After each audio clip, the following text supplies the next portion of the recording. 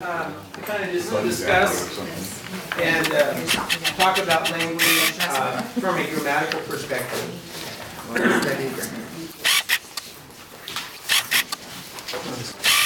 the class here. I didn't hear you. So one of the things I kind of wanted to spend a couple more moments on before we move on into what we're going to talk about today was language families. Of course, today we're going to be talking about why study grammar. Kind of a general question. But what I wanted to kind of add to that last week, do you remember how many language families, matrix languages there are in North America? Patui. How many? Jinx, you like it. Patui. Okay, so there's around 9, that's correct. And just wanted to, and then it was mentioned yesterday how, I'm going to mark my page here. This, and I didn't make you a copy of this, but this is called the Handbook of North American Indians, and this is volume 8. And there's volume 13, volume 1, volume 2, whatever. It didn't get completed. It was a huge project the Smithsonian had taken on back about 30 years ago, 30 plus years ago, probably 70s. Wait, how long? That's what they were. 106. Oh, it was 78. Anyway, what their goal was to kind of go around the whole North American continent and then do like a handbook on the North American family? Indians. Well, not just families, the regions. It was really more by regions. The Arctic region, the Southwest region, the Californian. This is the kind of considered the Californian. So it's a nice resource. You can get them now really cheap if you find them like at bookstores. A lot of them are, not on closeout, but they've been out a while. You can get these for like under $30 now. They used to be more expensive, but they're great books. They're a good cross spread of just information. But there's a map in here. We were just talking the last time about the languages in California. California is kind of unique. The whole West Coast actually is unique. If you go to Washington, you go to Oregon, you go to southern Alaska, you're going to find this huge cluttering of human language, kind of just stuck along the coast, along the coast. And why is that? I don't know why that is. Maybe it's the terrain. There's a lot of sociological, ethnographic perspectives on how and why maybe certain things occur. For example, if there's a lot of food in an area, why do you need to move?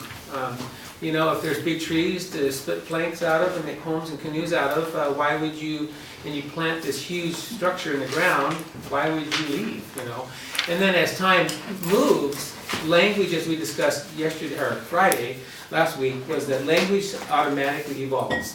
And it's supposed to evolve. The living language changes. It does not stay static. Only dead languages stay static.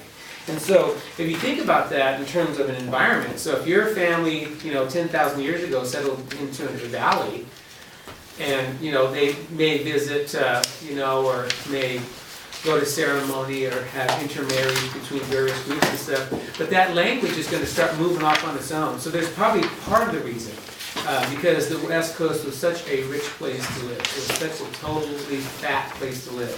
Fat in every way that you can think of. Food, materials, water, climate was wonderful, So we're not dangerous bugs. Yeah, very few, like spiders, or whatever, rattlesnakes maybe, if you're inland a little ways. So that's part of it. But what's on top of that layer, though, that's kind of like more like how humans exist, is that there's these other language families that we talk about that are just completely different. And when we talk about a matrix language or a mother language, like the mothership language, you have to know that it's completely different. The grammar between the two they're not equal at all. So if you have the Dee-ni, grammar versus the Algonquin, say, Algonquin stock, it's not just a word. It means that the grammar structure of these two languages are completely different. They don't have, they're not reflective of each other in their grammars. They see the world in accordance to that language structure. And that's what makes them a language family. And last time we talked about Indo-European, how it branched out and became things like Latin, it became Hebrew, Syrian, et cetera, et cetera, et cetera, and how that growth came out. So again, just know that this could be Japanese and this could be Russian. It's that different. See, it's not the same. It's not like a dialect of each other. See, what is a dialect? A dialect, okay, is different. So what a dialect is, last week we talked about daughter languages. I talked about how Dee-ni language, which used to be called Athabascan, is no longer being referred to as Athabascan, it's called Dee-ni from now on. So it has dialects, okay? And we talked about daughter languages last time in those maps that you were given. Did everybody, did Nicole and who else was new this week? Did you guys get the handout from last week? Yeah, make sure that you get that. Yeah, because the map's in there, just to kind of show the spread of the Dee-ni language in the North American continent. But a dialect, though, is completely different than this. I just want to really kind of, so you really get the idea that these are unrelated sound system-wise, unrelated grammatically, unrelated not vocabularies, because people compose vocabularies. How they would see tense. And this is really abstract in that, if you haven't studied other languages, those are really abstract concepts for you, probably. To think, what I'm trying to say is to give you a concrete example. I'd have to give you some examples in Europe, for example, some examples in Dee-ni, or some examples in English and in Spanish to get you to see, well, English and Spanish come from the same source, so that's not a good choice. But if we had a Japanese example and some African languages, choice, you could see that they operate so completely different. It's amazing, and we talked about this last time, how the human mind builds grammar. For some reason, it builds grammar. We don't know, again, that any other animal does it on the planet other than human beings. And so these grammars are just night and day difference. They approach the world differently, the way they see time movement through time differently. For example, like in Dee-ni, we have, you know what past tense is, right? What does past tense mean? Ran. It already happened. Okay, ran, it already happened, okay? And English is pretty kind of clear cut in a way. Like, I'm running, I run, I ran, and I will run. So there's kind of three main ones, right? And that's, and then of course then we start adding things like what's called modality to it. Well, I was gonna run till you came, or maybe I will run tomorrow if it's not raining. So then we start taking the past tense and present tense, we start moving it around. It's called time. Time aspect and modality of the verb. That's not tense. But we start adding those onto this. But in Dee-ni, which is interesting, is we have morphemes, for example, just to give you just a little bit of an example. We have these morphemes, word segment pieces, sound pieces, that exist in language that form the past tense for us.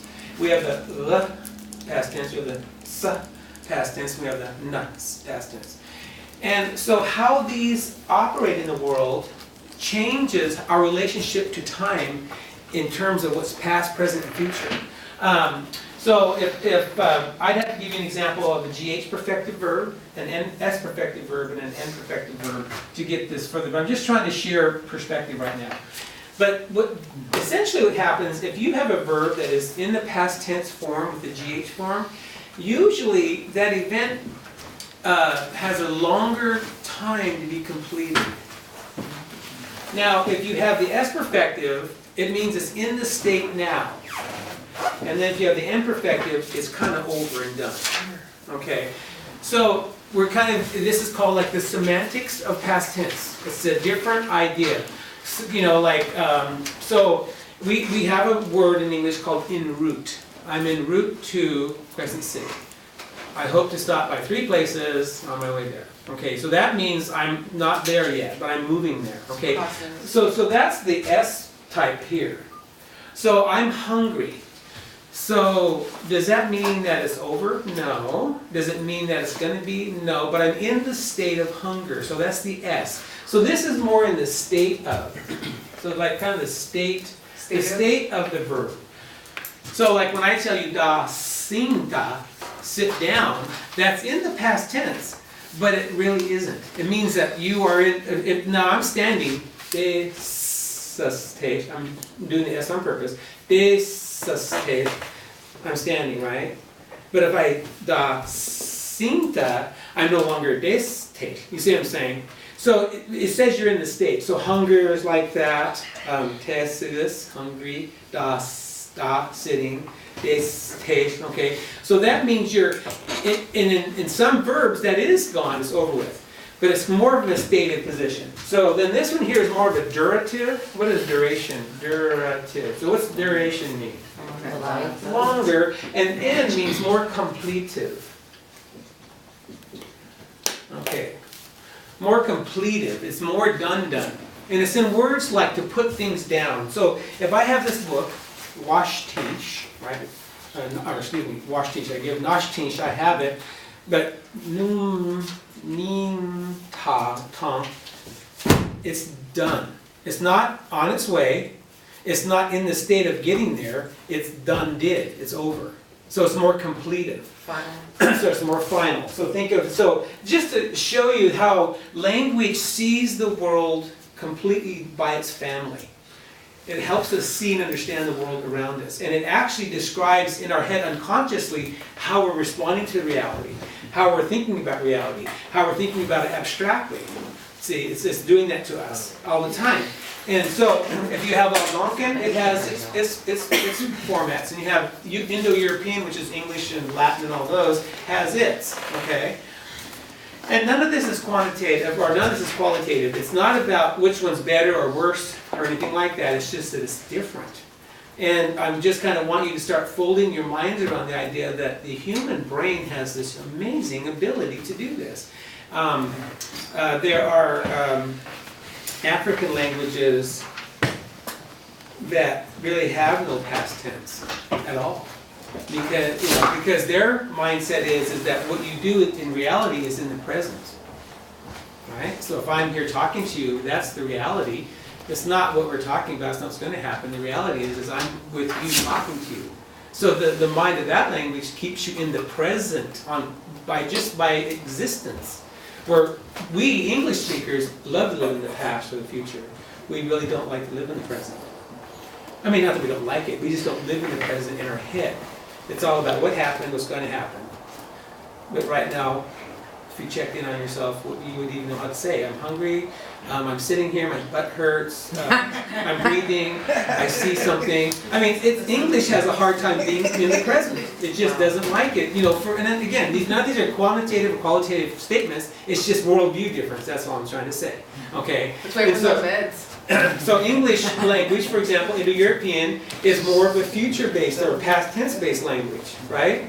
Where other languages, no, we're right here in the present, I'm talking to you, and I feel really happy to be here, and I feel a little bit of hunger, and I do have to go pee. So the language is more it's just the way that the mind is framed. So I think we'll spend enough time on this, but I just want to get this across that in North America, if we have 9 matrix languages, right?